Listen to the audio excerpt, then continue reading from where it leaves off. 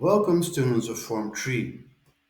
In the following weeks, I will make different videos about African enslavement and I will take the questions about describing and explaining because these are most difficult. I will, of course, talk you through the answer and steps, pictures, but also the main point of these videos are to show what do I expect of you in a test. What does CSEC expect of you in explaining, in using correct English, in using a sentence with correct words and academic level. And I will show you this in the coming videos. Each video takes about 5, sometimes 10 minutes to explain one question.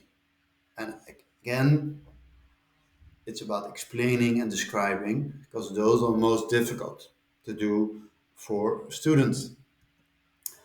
First question. Describe how slavery itself began by using the words farming communities, large settlements, and specialization. You see a picture of farming communities and large settlements at the right top of this sheet. What does need to be in your answer? First, slavery itself began since the agricultural revolution had made the number of large settlements grow around 14,000 years ago. What is the agricultural revolution? What is that? Well, the agricultural revolution is a revolution going from hunter-gatherers to agriculture, which were very different ways of living. And this was a revolution. Perhaps you remember from class, a revolution is a large change, un cambio grande in un tempo cortico. A big change in a short amount of time.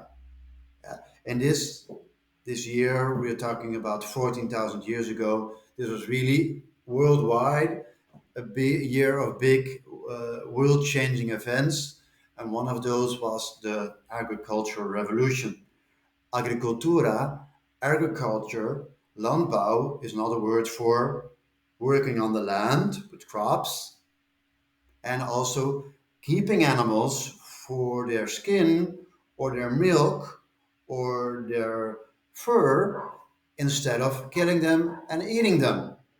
So this is agriculture, working on the land and keeping animals, even using animals to work the land. This change happened 14,000 years ago. Well, these large settlements were farming communities, like you see in the picture. And these communities, these cities even, made specialization possible. Specialization means not everybody does the same job, does the same activity. People specialize themselves in one activity. Yeah? And this leads to different classes of people having different tasks, like ruling the land, aristocrats, keeping the gods satisfied, priests, or often with these settlements and specialization, there also exists the lowest class of all, those of the slaves. So, with the agricultural revolution, the number of large settlements grow around 14,000 years ago. These large settlements led to specialization.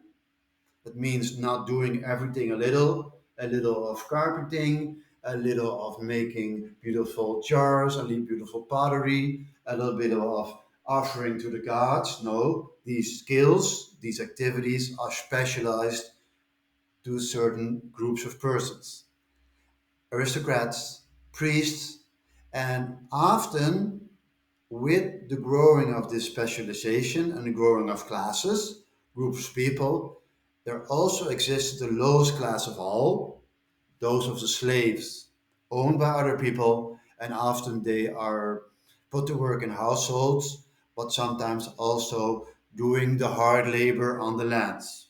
Again, we're not talking about the transatlantic slaves yet, the transatlantic slave trade, like in ancient times, 14,000 years ago, starting often either in the Middle East or even in South America or some parts of Asia. this started to happen. Yeah. This was one of my first videos in a long time.